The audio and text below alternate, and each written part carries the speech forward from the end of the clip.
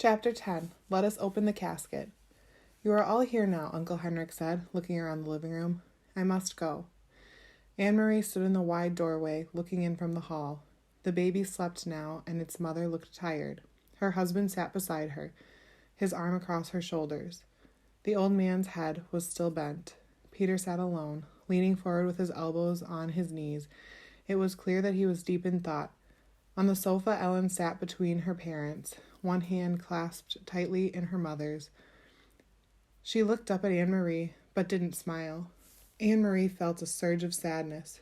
The bond of their friendship had not broken, but it was as if Ellen had moved now into a different world, the world of her own family and whatever lay ahead for them. The elderly bearded man looked up suddenly as Uncle Henrik prepared to go. God keep you safe, he said in a firm but quiet voice. Henrik nodded. God keep us all safe, he replied. Then he turned and left the room. A moment later, Anne-Marie heard him leave the house. Mama brought the teapot from the kitchen and a tray of cups. Anne-Marie helped her pass the cups around. No one spoke. Anne-Marie, Mama whispered to her in the hall, you may go to bed if you want to. It is very late. Anne-Marie shook her head, but she was tired. She could see that Ellen was too. Her friend's head was heavy, leaning on her mother's shoulder, and her eyes closed now and then. Finally, Anne-Marie went to the empty rocking chair in the corner of the living room and curled there with her head against its soft, padded back. She dozed. She was startled from her sleep by the sudden sweep of headlights through the sheer curtains and across the room as a car pulled up outside. The car doors slammed. Everyone in the room tensed, but no one spoke. She heard, as if in a recurring nightmare, the pounding on the door, and then the heavy, frightening, familiar staccato of boots on the kitchen floor. The woman with the baby gasped and began suddenly to weep. The male, accented voice from the kitchen was loud. We have observed, he said, that an unusual number of people have gathered at this house tonight. What is the explanation? There has been a death, Mama's voice replied, calmly. It is always our custom to gather and pay our respects when a family member dies. I'm sure you are familiar with our customs. One of the officers pushed Mama ahead of him from the kitchen and entered the living room. There were others behind him. They filled the wide doorway. As always, their boots gleamed. Their guns, their helmets, all of them gleamed in the candlelight. Anne-Marie watched as the man's eyes moved around the room. He looked for a long time at the casket. Then he moved his gaze, focusing on each person in turn. When his eyes reached her, she looked back at him steadily. Who died? He asked harshly. No one answered. They watched Anne-Marie, and she realized that the officer was directing the question at her. Now she knew for certain what Uncle Henrik had meant when he had talked to her in the barn. To be brave came more easily if you knew nothing. She swallowed. My great Aunt Bertie, she lied, in a firm voice. The officer moved forward suddenly across the room to the casket. He placed one gloved hand on its lid. Poor great Aunt Bertie, he said, in a condescending voice. I do know your customs, he said, turning his gaze toward Mama, who still stood in the doorway. And I know it is a custom to pay one's respects by looking your loved one in the face. It seems odd to me that you have closed this coffin up so tightly. His hand was in a fist, and he rubbed it across the edge of the polished lid. Why is it not open? He demanded. Let us open it and take one last look at great Aunt Bertie.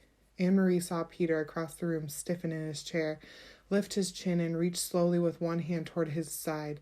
Mama walked quickly across the room, directly to the casket, directly to the officer. You're right, she said. The doctor said it should be closed because great Aunt Bertie died of typhus, and he said that there was a chance the germs would still be there, would be dangerous.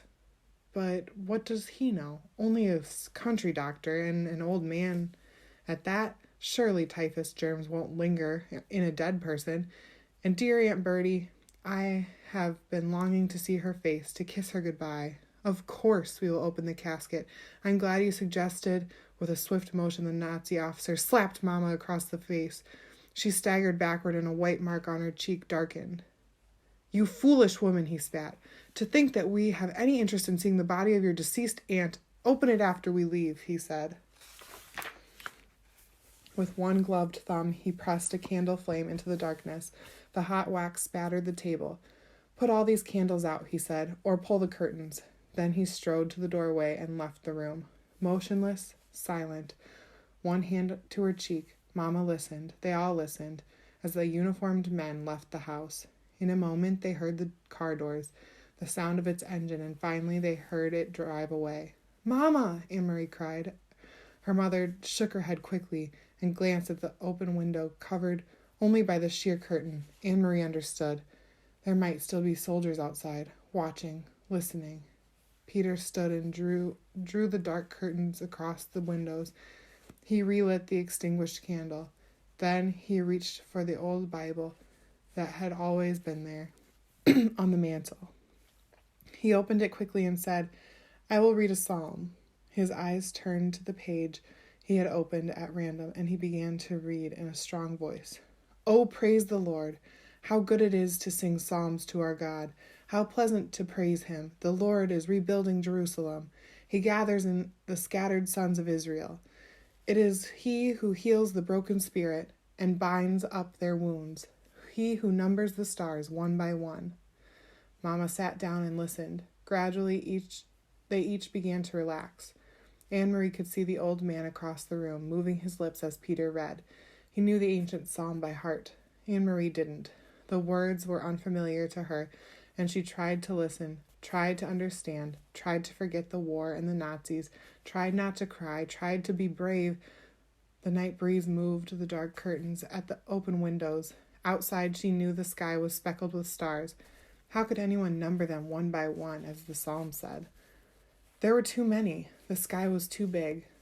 Ellen had said that their mother was frightened of the ocean, that it was too cold and too big. The sky was too, thought Anne-Marie. The whole world was. Too cold, too big, and too cruel. Peter read on in his firm voice. Though it was clear he was tired, the long minutes passed. They seemed hours. Finally, still reading, he moved quietly to the window. He closed the Bible and listened to the quiet night. Then he looked around the room. "Now," he said, "it is time." First he closed the windows. Then he went to the casket and opened the lid. Chapter 11. "Will we see you again soon, Peter?" Anne-Marie blinked. Across the dark room, she saw Ellen, too, peering into the narrow wooden box in surprise. There was no one in the casket at all. Instead, it seemed to be stuffed with folded blankets and articles of clothing. Peter began to lift the things out and distribute them to the silent people in the room. He handed heavy coats to the man and wife, and another to the old man with the beard. "It will be very cold," he murmured. "Put them on." He found a thick sweater for Mrs. Rosen and a woolen jacket for Ellen's father. After a moment of rummaging through the folded things, he found a smaller winter jacket and handed it to Ellen. Anne-Marie watched as Ellen took the jacket in her arms and looked at it. It was patched and worn. It was true that there had been few new clothes for anyone during the recent years, but still Ellen's mother had always managed to make clothes for her daughter, often using old things that she had been able to take apart and refashion in a way that made them seem brand new. Never had Ellen worn anything so shabby and old. But she put it on, pulled it around her, and buttoned the mismatched buttons. Peter, his arms full of the odd pieces of clothing, looked toward the silent couple with the infant. "I'm sorry," he said to them. "There is nothing for a baby." "I'll find something," Mama said quickly. "The baby must be warm." She left the room and was back in a moment with Kirsty's thick red sweater. "Here," she said softly to the mother. "It will be much too big, but that will make it even warmer for him." The woman spoke for the first time. "Her," she whispered. "She's a girl. Her name is Rachel." Mama smiled and helped her direct the sleeping baby's arms into the sleeves of the sweater. Together they buttoned the heart-shaped buttons. How Kirsty loved that sweater with its heart buttons. Until the tiny child was completely encased in the warm red wool. Her eyelids fluttered, but she didn't wake. Peter reached into his pocket and took something out. He went to the parents and leaned down toward the baby. He opened the lid of the small bottle in his hand. "How much does she weigh?" Peter asked. "She was 7 pounds when she was born," the young woman replied. "She's gained a little, but not very much. Maybe she weighs 8 pounds now, no more. A few drops will be enough then. It has no taste. She won't even notice." The mother tightened her arms around the baby and looked up at Peter, pleading. "Please, no," she said. "She always sleeps all night. Please, she doesn't need it. I promise she won't cry." Peter's voice was firm. "We can't take a chance," he said. He inserted the dropper of the bottle into the baby's tiny mouth and squeezed a few drops of liquid onto her tongue. The baby yawned and swallowed. The mother closed her eyes. Her husband gripped her shoulder. Next, Peter removed the folded blankets from the coffin, one by one, and handed them around. "Carry these with you," he said. "You will need them later for warmth." Anne-Marie's mother moved around the room and gave each person a small package of food. The cheese and bread and apples that Anne-Marie had helped her prepare in the kitchen hours before. Finally, Peter took a paper-wrapped packet from the inside of his own jacket. He looked around the room and assembled people now dressed in the bulky winter clothing, and then motioned to Mr. Rosen, who followed him to the hall. Anne-Marie could overhear their conversation. "Mr. Rosen," Peter said, "I must get this to Henrik, but I might not see him. I'm going to take the others only to the harbor, and they will go to the boat alone. I want you to deliver this without fail. It is of great importance." There was a moment of silence in the hall, and Anne-Marie knew that Peter must be giving the packet to Mr. Rosen. Anne-Marie could see it protruding from Mr. Rosen's pocket when he entered the room and sat down again. He could see, too, that Mr. Rosen had a puzzled look. He didn't know what the packet contained. He hadn't asked. It was one more time, Anne-Marie realized, when they protected one another by not telling. If Mr. Rosen knew, he might be frightened. If Mr. Rosen knew, he might be in danger. So he hadn't asked, and Peter hadn't explained. "Now," Peter said, looking at his watch, "I will lead the first group. You and you and you." He gestured to the old man and to the young people with their baby. "Inge," he said. Anne-Marie realized that it was the first time that she had heard Peter Nielsen call her mother by her first name before. Before, it had always been Mrs. Johansson, or, in the old days, during the merriment and excitement of his engagement to Lise, it had been occasionally Mama. Now it was Inge. It was as if he had moved beyond his own youth and had taken his place in the world of adults. Her mother nodded and waited for his instructions. "You wait 20 minutes, then bring the Rosens. Don't come sooner. You must be separate on the path so there's less of a chance of being seen." Mrs. Johansson nodded again. "Come directly back to the house after you have seen the Rosens safely to Henrik. Stay in the shadows and on the back path. You know that, of course. By the time you get the Rosens to the boat, Peter went on, "I will be gone. As soon as I deliver my group, I must move on. There is other work to be done tonight." He turned to Anne-Marie. "So I will say goodbye to you now." Anne-Marie went to him and gave him a hug. "But we will see you again soon?" she asked. "I hope so," Peter said. "Very soon. Don't grow much more, or you will be taller than I am. Little long legs." Anne-Marie smiled, but Peter's comment was no longer the light-hearted fun of the past. It was only a brief grasp at something that had gone. Peter kissed Mama wordlessly. Then he wished the Rosens Godspeed, and he led the others through the door. Mama, Anne-Marie, and the Rosens sat in silence. There was a slight commotion outside the door, and Mama went quickly to look out. In a moment, she was back. "It's all right," she said, in response to their looks. The old man stumbled, but Peter helped him up. He didn't seem to be hurt. Maybe just his pride, she added, smiling a bit. It was an odd word, pride. Anne-Marie looked at the Rosens sitting there, wearing the misshapen, ill-fitting clothes, holding ragged blankets folded in their arms, their faces drawn and tired. She remembered the earlier, happier times. Mrs. Rosen, her hair neatly combed and covered, lighting the Sabbath candles, saying the ancient prayer, And Mr. Rosen, sitting in the big chair in their living room, studying his thick books, correcting papers, adjusting his glasses, looking up now and then to complain good-naturedly about the lack of decent light. She remembered Ellen in the school play, moving confidently across the stage, her gestures sure, her voice clear. All of those things, those sources of pride, the candlesticks, the books, the daydreams of theater, had been left behind in Copenhagen. They had nothing with them now. There was only the clothing of unknown people for warmth, the food from Henrik's farm for survival, and the dark path ahead through the woods to freedom. Anne-Marie realized, though she had not really been told, that Uncle Henrik was going to take them in his boat across the sea to Sweden. He knew how frightened Mrs. Rosen was of the sea, its width, its depth, its cold.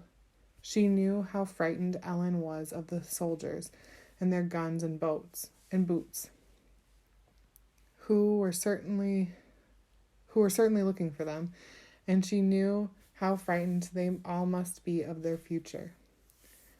But their shoulders were as straight as they had been in the past, in the classroom, on the stage, at the Sabbath table. So there were other sources, too, of pride, and they had not left everything behind. Chapter 12. Where was Mama? Mr. Rosen tripped on the loose step outside the kitchen door. His wife grasped his arm, and he regained his balance. "It's very dark," Mama whispered as they stood in the yard with their blankets and bundles of food gathered in their arms. "And we can't use any kind of light. I'll go first. I know the way very well, and you follow me. Try not to stumble over the tree roots in the path. Feel carefully with your foot. The path is uneven. And be very, very quiet," she added unnecessarily. The night was quiet, too. A slight breeze moved in the tops of the trees, and from across the meadow came the sound of the sea's movement, which was a constant sound here and had always been. But no birds called or cried here, now in the night. The cow slept silently in the barn, the kitten upstairs in Kirsty's arms. There were stars here and there, dotting the sky among thin clouds, but no moon. Anne-Marie shivered, standing at the foot of the steps. "Come," Mama murmured, and she moved away from the house.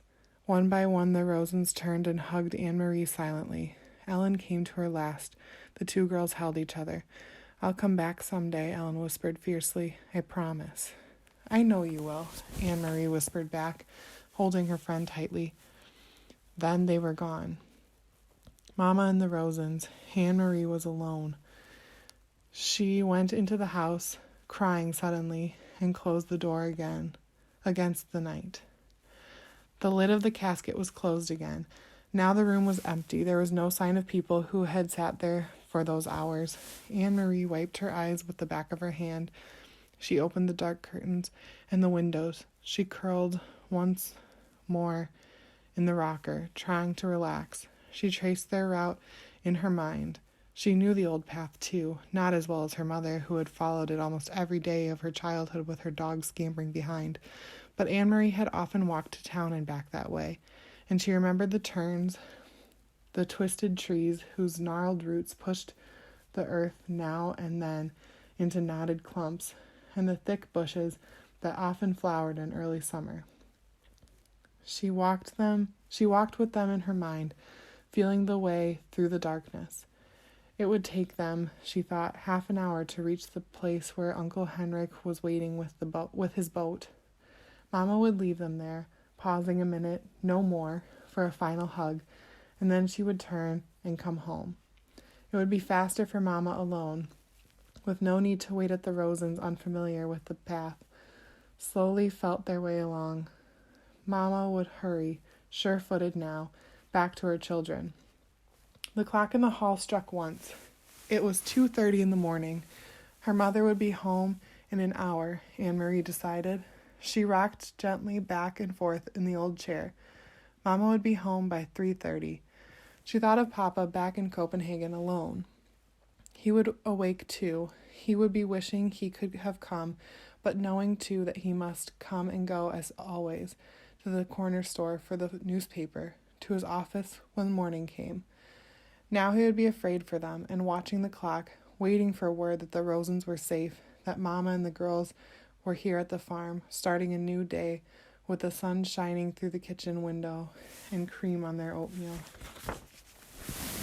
It was harder for the ones who were waiting. Anne-Marie knew. Less danger, perhaps, but more fear. She yawned, and her head nodded. She fell asleep, and it was sleep as thin as the night's clouds, dotted with dreams that came and went like the stars. Light woke her, but it was not really morning, not yet. It was only the first hint of a slightly lightening sky, a pale gleam at the edge of the meadow, a sign that far away somewhere to the east, where Sweden still slept, morning would be coming soon. Dawn would creep across the Swedish farmland and coast. Then it would wash little Denmark with light and move across the North Sea to wake Norway. Anne-Marie blinked in confusion, sitting up, remembering after a moment where she was and why. But it was not right. The pale light at the horizon, it should be dark still. It should still be night. She stood stiffly, stretching her legs, and went to the hall to look at the old clock. It was past 4 o'clock. Where was Mama? Perhaps she had come home, not wanted to wake Anne-Marie, and had gone to bed herself. Surely that was it. Mama must have been exhausted. She had been up all night, had made the dangerous journey to the boat, and returned through the dark woods, wanting only to sleep. Quickly, Anne-Marie went up to the narrow staircase. The door to the bedroom where she slept with Ellen was open. 2 small beds were neatly made, covered with old quilts, and empty. Beside it, Uncle Henrik's door was open too, and his bed too was unused and empty. Despite her worry, Anne-Marie smiled slightly when she saw some of Henrik's clothes crumpled in a chair and a pair of shoes caked in the barnyard dirt lying on the floor. He needs a wife, she said to herself, imitating Mama. The door to the other bedroom, the one Kirsty and Mama were sharing, was closed. Quietly, not wanting to wake them, Anne-Marie pushed it open. The kitten's ears moved, standing up straight. Its eyes opened wide, and it raised its head and yawned. It pried itself out of Kirsty's arms, stretched, and then jumped lightly to the floor and came to Anne-Marie. It rubbed itself against her leg and purred. Kirsty sighed and turned in her sleep, one arm free now of the kitten's warmth and comfort, flung itself across the pillow. There was no one else in the wide bed. Anne-Marie moved quickly to the window, which overlooked the clearing that led to the path's entrance. The light outside was still very dim, and she peered through the dimness, trying to see, looking for the opening in the trees where the path began, looking for Mama hurrying home. After a second, she saw a shape there, something unfamiliar, something that had not been there the day before, a dark shape, no more than a blurred heap at the beginning of the path. Anne-Marie squinted, forcing her eyes to understand, needing to understand, not wanting to understand. The shape moved, and she knew it was her mother, lying on the earth. Chapter 13. Run as fast as you can. Still moving quietly so as not to wake her sister, Anne-Marie sped down the stairs and through the kitchen door. Her foot caught the loose step, and she faltered for a moment, righting herself, then dashed across the ground and to the place where her mother lay. "Mama," she called desperately. "Mama." "Shh," Mama said, raising her hand. "I'm all right." "But Mama," Anne-Marie asked, kneeling beside her. "What's wrong? What happened?" Her mother pulled herself to a sitting position. She winced in pain. "I'm all right, really. Don't worry. And the Rosens are with Henrik. That's all that's important." She smiled a little, though her face was drawn with pain, and she bit her lip, the smile fading. "We got there quite quickly, even though it was still so dark, and it was difficult for the Rosens, not knowing the path. Henrik was there waiting on the boat, and he took them aboard and down below so quickly to the cabin that they were invisible in an instant. He said the others were already there. Peter got them there safely, too. So I turned and hurried home. I was so anxious to get back to you girls. I should have been more careful." Talking softly, she brushed some grass and dirt from her hands. Can you believe it? I was nearly here, well, maybe just halfway, when I tripped over a root and went sprawling. Mama sighed. So clumsy, she said, as if she was scolding herself. I'm afraid my ankle is broken, Anne-Marie. Thank goodness it's nothing worse. An ankle mends. And I'm home, and the Rosens are with Henrik. You should have seen me, Anne-Marie, she said, shaking her head with a wry look. Your proper mamma, crawling inch by inch. I probably looked like a drunkard. She reached for Anne-Marie's arm.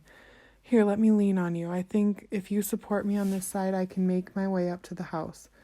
Goodness, what a clumsy fool I am. Here, let me put my arm over your shoulder. You're such a good, strong, brave girl. Now, very slowly, there. Mama's face was white with pain. Anne-Marie could see it, even through the faint light of the approaching dawn. She hobbled, leaning heavily on her daughter, pausing again and again toward the house. When we get inside, I'll have a cup of tea, and then we'll call the doctor. I'll tell him I fell on the stairs. You'll have to help me wash away the grass and twigs. Here, Anne-Marie, let me rest for a minute. They had reached the house, and Mama sank down to the steps and sat. She took several deep breaths. Anne-Marie sat beside her and held her hand. Mama, I was so worried when you didn't come back. Mama nodded. I knew you would be. I thought of you, worrying as I dragged myself along. But here I am, safe with you now. Everything is fine. What time is it? It must be 4:30 or close to it. They will sail soon. Mama turned her head and gazed across the meadow to the sea and the vast sky above it. There were no stars now, only the gray pale sky with pinkness at its border. Soon they will be safe too. Anne-Marie relaxed. She stroked her mother's hand and looked down at the discolored, swollen ankle. Mama, what is this? She asked suddenly, reaching into the grass at the foot of the steps. Mama looked. She gasped. Oh my God, she said. Anne-Marie picked it up. She recognized it now. Knew what it was. It was the packet that Peter had given to Mr. Rosen. Mr. Rosen tripped on the step, remember? It must have fallen from his pocket. We have to save it and give it back to Peter. Anne-Marie handed it to her mother. Do you know what it is? Her mother didn't answer. Her face was stricken. She looked at the path and down at her ankle. It's important, isn't it, Mama? It was for Uncle Henrik. I remember Peter said it was very important. I heard him tell Mr. Rosen. Her mother tried to stand but fell back against the steps with a groan. My God, she murmured. It may have all been for nothing. Anne-Marie took the packet from her mother's hand and stood. I will take it, she said. I know the way, and it's almost light now. I can run like the wind. Mama spoke quickly, her voice tense. Anne-Marie, go into the house and get the small basket on the table. Quickly, quickly. Put an apple into it and some cheese. Put the packet underneath. Do you understand? Hurry. Anne-Marie did instantly as she was told. The basket, the packet at the bottom. She covered it with a napkin, then some wrapped cheese and apple. She glanced around the kitchen, saw some bread, and added that. The little basket was full. She took it to where her mother was. You must run to the boat if anyone should stop you. Who would stop me? Anne-Marie, you understand how dangerous this is. If any soldiers see you, if they stop you, you must pretend to be nothing more than a little girl, a silly, empty-headed little girl taking a lunch to a fisherman, a foolish uncle who forgot his bread and cheese. Mama, what is it? What is it in the bottom? But her mother still didn't answer the question. Go, she said firmly. Go right now and run, as fast as you can. Anne-Marie kissed her mother quickly, grabbed the basket from her mother's lap, turned and ran toward the path.